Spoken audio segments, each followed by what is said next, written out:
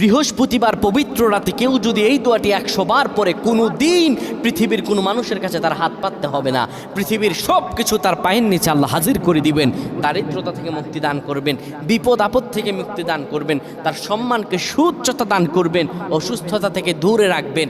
আল্লাহর অশেষ দয়া ও রহম তাকে দান করে দিবেন। সুবহানাল্লাহ। বৃহস্পতিবার রাত এটি গুরুত্বপূর্ণ রাত। এই রাত সপ্তাহে একদিন আসে। আরবিতে রাত আগে আসে, দিন পরে আসে। সুতরাং বৃহস্পতিবারের যে দিন গিয়ে রাত, এটি বৃহস্পতিবার রাত নয়, এটি শুক্রবারের রাত, এটি জুমাবারের রাত, এটি দোয়া কবুলের রাত, আল্লাহর কাছাকাছি হওয়ার রাত। সুবহানাল্লাহ। এই বৃহস্পতিবার রাত আল্লাহ তাআলা বান্দার দোয়া কবুল করেন।